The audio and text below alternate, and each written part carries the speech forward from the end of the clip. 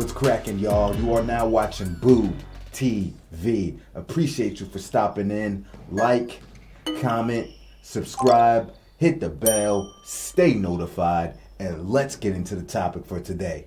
What's good, everybody? Welcome to another one from the Secret Base Vault, a YouTube channel that does a great job covering beefs between NBA players or just individuals involved in the NBA organizations inside that circle and lifestyle. So today we have one that's been well documented, and I feel like most people know about, is the Shaquille O'Neal with Dwight Howard. Now, if you haven't noticed, with a lot of these secret base videos we've done, there seems to be a common denominator in a lot of these altercations being Shaquille O'Neal. And I've been on the record saying Shaq is probably my most favorite center of all time. I don't think he's the greatest center of all time, but probably my favorite. And I have to admit, Shaq is a big baby. He's childish, he's extremely petty, and he gets butt hurt and he gets feelings hurt very, very, very easily. For being such a big guy, it blows my mind.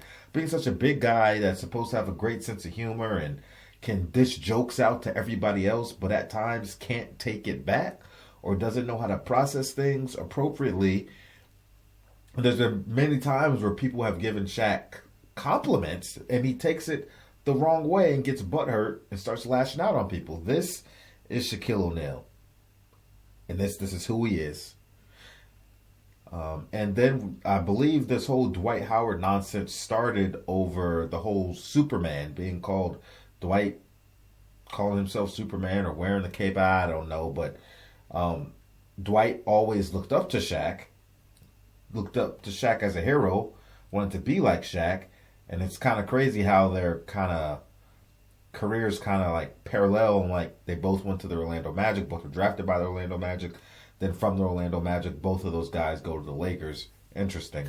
And Dwight Howard tried to adapt Shaq's personality. Big guy, jovial, funny. Except to me, Dwight Howard's not funny at all. Shaq. I think Shaq's a funny guy. I do not think Dwight Howard's a funny guy. I think he's a cornball. I think he's corny, and I think he tries too hard. That's just my opinion. He does all these impersonations, and some of them are okay, but I don't think most of them hit with me. That's just me. But yeah, Dwight Howard versus Shaquille O'Neal. I'm sure there's more stuff in here that I probably forgot or probably didn't even know about. So I can't wait for Secret Base to break it all down and give us more details. All right, let's get into it. Shaquille O'Neal and Dwight Howard have a ton in common, like a truly eerie amount. Same draft situation, same mentor, same career decisions, feuds, free throw problems, and, crucially, the same cultural references. Those similarities drew a lot of mockery from Shaq. And as Dwight's career has underperformed its initial promise, that distinction has drawn a lot of mockery from Shaq too. Let's start in the summer of 2004. The Orlando Magic, after years of playoff disappointment, finally crumbled for real. The past season had been a train wreck. They fully lost veteran star Grant Hill to scary medical problems, fired coach Doc Rivers after a horrible start, and won just 21 games while young superstar Tracy McGrady became more and more disgruntled. The silver lining to that dreadful year was winning the draft lottery. With the first pick, Orlando took a risk, selecting high school big man Dwight Howard over more established NCAA champion center Emeka Okafor. But what next? Despite Howard begging him to stay, T-Mac wanted out. The Magic had to make a trade, and there was one obvious potential partner, the LA Lakers, who were dealing with a similar issue. Shaquille O'Neal had demanded a trade after 8 wild but successful years. So let me just interrupt here. I remember I grew up in the Orlando area, so I was down there when all this was happening. I remember I think they interviewed T-Mac about it, and T-Mac was like, "Listen, man, I'm ready to go. I want to win now. I want to go to Houston. I want to play with Yao Ming." Maybe he didn't say that part verbatim, but what he did say was, "I don't want to sit here and wait for a young player to develop, and hopefully he's the prospect that everybody makes him out to be. I can't. I don't want to wait. I want to win now." That's what T-Mac said. years in LA concluded with a lot of drama. Shaq, of course, was drafted by Orlando in 1992, became an all-star rookie there, developed into a true superstar under coach Brian Hill, and even reached the finals before bolting to LA in 96. An Orlando return was enticing to both parties, and the idea of a Dwight-Shaq tandem was fascinating, but the trade match just wasn't right, especially since Shaq was most attracted to the idea of playing with McGrady. In the end, McGrady got dealt to the Rockets for a huge package centered around Steve Francis. A couple weeks later, Shaq landed 200 miles away in Miami. Over in Orlando, Dwight's first couple seasons didn't go quite like Shaq's had. For one thing, the Magic didn't immediately treat him as a centerpiece or even as a center. The 6'10-ish Howard played power forward alongside the likes of Tony Battie and Kelvin Cato. He struggled to get touches among scorers like Francis and Hill and Hedo Turkoglu. That was the big story around Dwight's first ever game against O'Neal and the Heat. Shaq dominated, then offered some advice to a young Dwight who was sad he wasn't getting the ball. But Brian Hill, the same guy who had coached Shaq in Orlando, took over Howard's sophomore year and gradually realized Dwight should play center. He was a little short for the position, but rapidly adding strength. By the time the Heat and Magic met for back-to-back games in 06, Dwight matched up with Shaq quite a bit with mixed results. The Heat dominated those games and ended that year winning Shaq his 4th ring, but Howard was beginning to break out. And by the next season, the Magic knew they had another star center on their hands. With Francis gone now and more chances to score, Dwight played his way to his first All-Star selection in 07, although not the starting center spot. That went to Shaq, even though he'd barely played that year because of injury. The two of them had a fun little dance-off on the practice floor in Vegas, then Dwight played wonderfully in the main event. No beef detected. Not yet. If 06-07 wasn't Dwight's breakout season, then the next one definitely was. Orlando hired Shaq's old coach from Miami, Stan Van Gundy, and gave Rashard Lewis a huge contract to serve as Dwight's co-star. Dwight improved, the Magic improved, and battles against Shaq's Heat started to tip the other way. Shaq was slowing down big time at this point, increasingly prone to injuries, foul trouble, and clashes with coach Pat Riley. It got bad enough that in February of 2008, Miami pulled the plug and traded Shaq to the Suns. Dwight, like everyone else, was stunned, but he pointed out that Shaq was Superman and Superman would make it work in Phoenix. And Dwight didn't choose that honorific at random. Of all of Shaq's self-cultivated nicknames, Superman might be his favorite. He has a Superman tattoo, he surrounds himself with Superman stuff, the dude even starred in a movie based on one of DC Comics' Superman offshoot characters. Dwight clearly was well aware of this nickname, which made All-Star Weekend later that month interesting. It was a big weekend for Dwight. He'd been voted into the Eastern Conference starting center spot vacated when Shaq got traded west.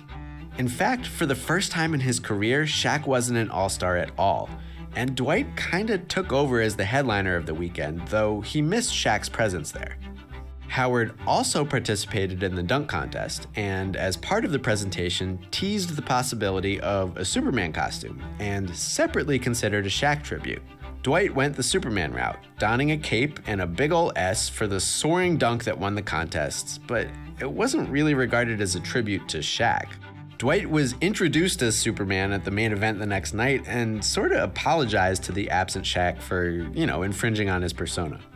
Shaq was not into it, scoffing at Dwight claiming the title without having won anything greater than a dunk contest. Let's just pause quickly to acknowledge that grown men quarreling over who gets to cosplay as a comic book character is extremely dumb, and this is gonna get dumber. But Shaq's actual point was interesting, and echoes throughout a lot of what's to come. Shaq is very keen on the mythology of the big men, the true centers. He grew up idolizing Kareem, and when he got to the league, he felt like he had to earn the respect of greats like Hakeem and Patrick. Those centers of the 90s put the young upstart O'Neal through a lot before he emerged as an elite big man. Yeah. He went through epic playoff battles and even had some beef along the way. Shaq earned his legendary status because he put up unbelievable numbers against legendary bigs for teams that won it all. It's not like Shaq was quiet and humble before he proved himself as a winner, but especially with the benefit of hindsight, Shaq feels that the more superficial embellishments of superstardom have to be earned. So yeah, Dwight winning a dunk contest and leading Orlando to one playoff series win later in 08 wasn't enough for O'Neal. The big guy practically spat at the suggestion that Dwight might be the next Shaq, or even that such a thing was possible. Healthy and productive again in Phoenix, Shaq returned to the 2009 All-Star Game and went out of his way to embarrass Dwight, who just laughed along with it, after having leaned even heavier on the Superman stuff in the dunk contest the night before. When they finally met again in a real game, Shaq showed up wearing a Superman t-shirt and called out young Dwight's lack of championships. In an earlier Sports Illustrated interview, he'd belittled Dwight as a big guy just like any other, a guy who could run and jump but didn't have championships, a copycat whose early career was just a cheap replica of all the things O'Neal did when he was in Orlando. Dwight sounded genuinely hurt. He wanted guidance from Shaq, not disparagement.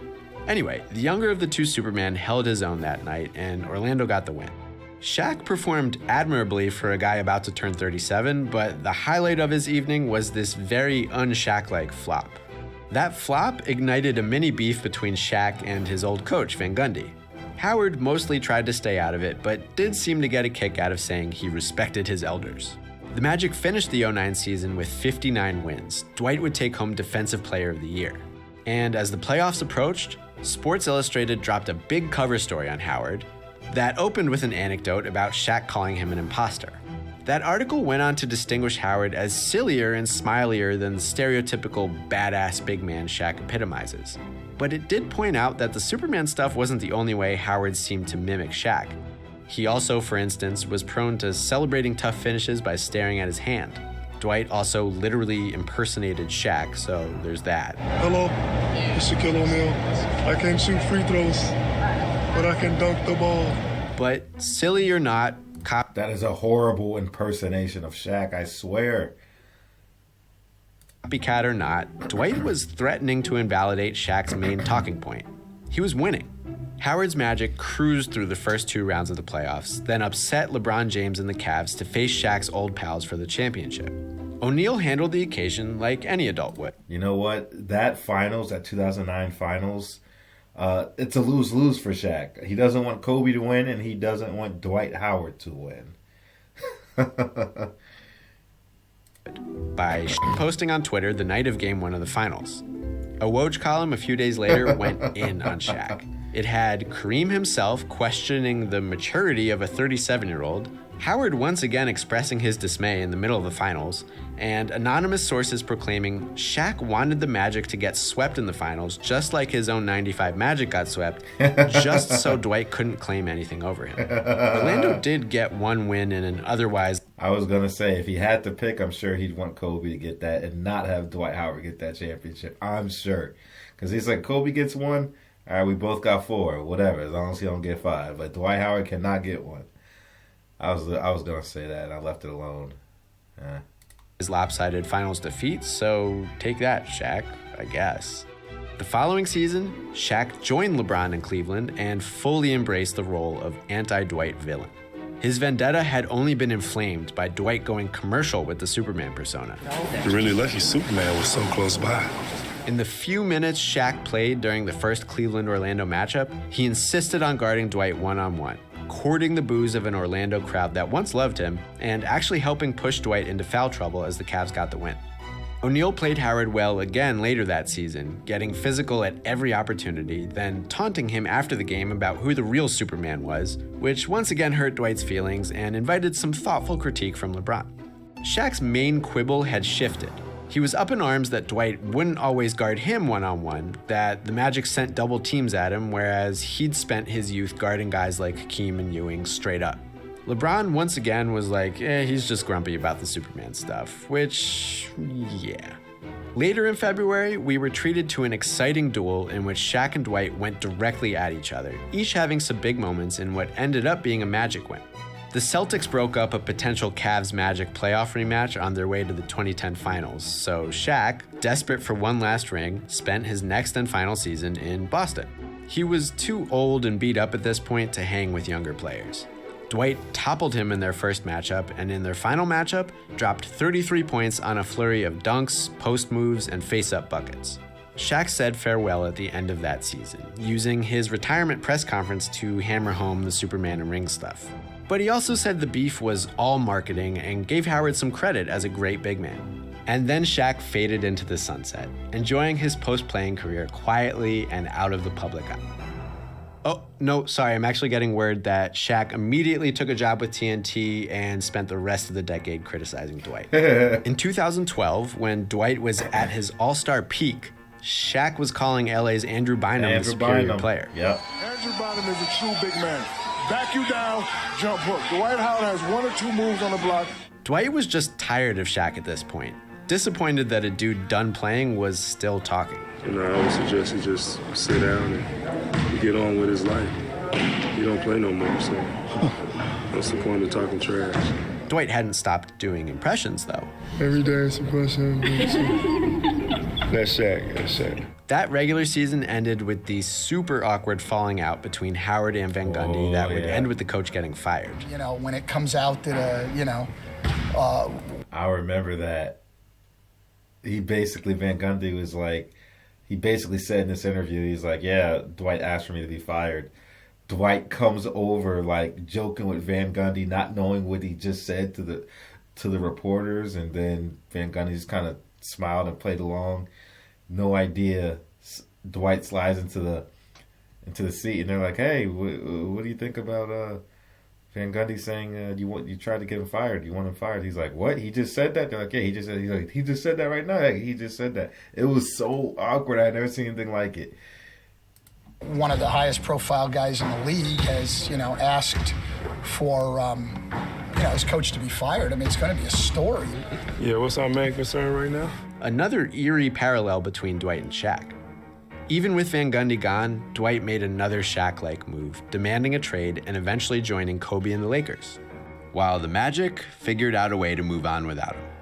Shaq said Dwight had big shoes to fill and found yet another big man critique to harp on, that Dwight was a pick-and-roll player, not a true old-school center like, say, a Lopez twin.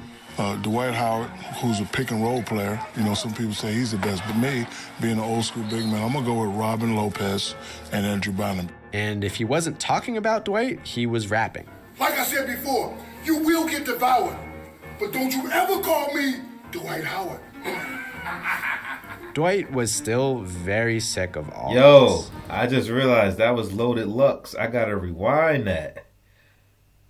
Loaded Lux, the Lion's Den, one of the greatest battle rappers to ever step foot on this earth. Dwight, right there, Loaded.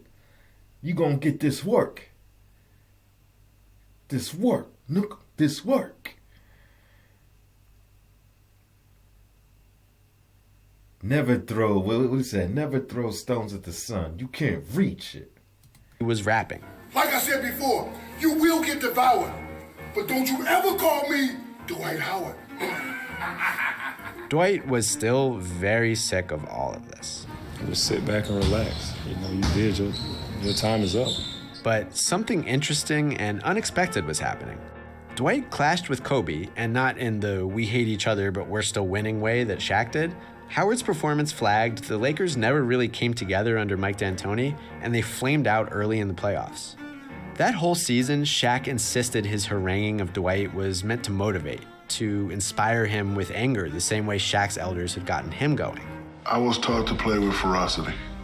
I need to be upset. Something has to be said in an article or on TV about me for me to respond. But Dwight, I think, correctly identified that his personality wasn't like Shaq's, nor was his style, nor was the environment in which he played. He wanted heartfelt advice from Shaq, not motivational prodding, but he received nothing of the sort, not even when Shaq came to LA for his jersey retirement. Shaq rejected the idea of connecting with Dwight and continued sniping from afar. That continued as Howard's career slumped further. Dwight moved on to the Rockets. Shaq criticized him for it, still insisting he was trying to motivate the big guy, not pick on him, but I don't know, this just feels like picking on him. In early 2016, a struggling Dwight hired Shaq's agent, which led to rumors the two big guys would work together on rehabilitating Howard's reputation. Man. But when Dwight visited the TNT studio for a pretty intimate, vulnerable interview, Shaq was elsewhere, posting on Twitter. The beef has only gotten dumber in the years since, during which Howard has bounced from team to team, alternating injuries with okay-ish performance. In early 2016, a struggling Dwight hired Shaq's agent, which led to rumors the two big guys would work together on rehabilitating Howard's reputation. But when Dwight visited the TNT studio for a pretty intimate, vulnerable interview, Shaq was elsewhere. Shaq on Twitter at Dwight Howard. Hey, dude, you better not be farting in my seat. You know you need to be over in the Charles No Ring Barkley section. I hate Shaq, man. I hate Shaq. I hate Shaq, man. As I said, Shaq's actually funny, but he is a petty asshole, man. Oh, man. You better not be farting in my seat. You need to be over in the Charles No Ring Barkley section. Oh man, Shaq is a jerk, bro. Swear posting on Twitter. The beef has only gotten dumber in the years since, during which Howard has bounced from team to team, alternating injuries with okay-ish performance. Dwight is still impersonating Shaq, like really a lot. Well, you gotta get his name right. Charles. Shaq is still rapping about Dwight. Last man who called himself Superman still ain't got no rings. And when Dwight got roasted on an episode of Wild 'N Out, Shaq jumped all over it, igniting a very stupid back and forth. When Dwight started the 18-19 season with an injured butt, Shaq absolutely loved it. Hold on, I gotta see and what just that to said. add insult to 18-19 season with an injured... Ain't got no rings. And when Dwight got roasted on an episode of Wild 'N Out, Shaq jumped all over it. Shaq, we can have a roast battle if you want. I got 10 in the chamber for you. Only battle champions, little man. You ain't in my division. Focus on getting that ring, brother. Igniting a very stupid back and forth. When Dwight started the 18-19 season with an injured butt, Shaq absolutely loved it. And just to add insult to a lot of injury, he went on to declare Giannis Antetokounmpo the NBA's new Superman. I'm denouncing my Supermanship and I'm giving it to the Greek freak. And that's basically where the beef sits after well over a decade of shifting goalposts. Dwight Howard first drew Shaq's ire by imitating some of what made Shaq Shaq. The fact that Dwight's entrance into the spotlight coincided with Shaq's demise only made the big man more prone to lashing out, shifting his target with every move Dwight made. Of course, the truth is that despite early appearances, some of them intentional, Dwight isn't that much like Shaq. Among other things, he has failed to follow through on the early promise of his career, but Shaq hasn't backed off at all. This is a beef of ego. The elder player found the younger one disrespectful. The younger player found the older one cruel. Neither is particularly graceful in making his point, so we've ended up with a very long, very public, very stupid beef. Thank you for watching Beef History. So, this video was put out 4 years ago, so since then, Dwight Howard did win a championship with the Los Angeles Lakers in the bubble. However, Dwight was not he had some key moments in that playoff run, but he was a role player coming off the bench. I don't even think he was starting. I'm pretty sure he's coming off the bench. Between him and JaVale McGee, I guess that starting position was up for Lobby any given game. But once he did win that championship, because remember, Shaq had beef with McGee too. So now McGee and Dwight got the chip at the same time. And then Shaq basically put out, I don't know, something on Twitter or on an interview, something. Basically like, I see all these people out here celebrating that championship when they really had nothing to do with it. What did he say? Let me find that tweet. So yeah, Shaq on the big podcast blasted Dwight Howard, calling him a front runner and bandwagon jumper. This is a quote I'm about to read that I was talking about. Shaq said, "There's a lot of players on their little Instagram bragging like they was the reason they got a championship. I'm not going to say any names. Sit your ass down. You didn't do nothing. Stop that. Post one pic and sit your ass down." Shaq is ridiculous, bro. I can't stand his ass, bro. It's sad because it's funny. It is funny. Stop farting in my seat. You best not be farting in my seat. This dude's a clown. But hey, man, Shaq is petty. Shaq is childish. And I kind of feel, I don't even like Dwight Howard, but I feel a little bit bad for him considering that he looked up to Shaq and legitimately wanted advice from him and wanted to talk to him, wanted him to be a mentor, and he got none of that. Anywho, man, y'all let me know what you think about it. It is so stupid, their whole beef, but I mean, what you gotta do, man? Let me know what you think about it. Thanks for supporting. Like, comment, subscribe, hit the bell, stay notified, and I catch you on the next one. We out, baby.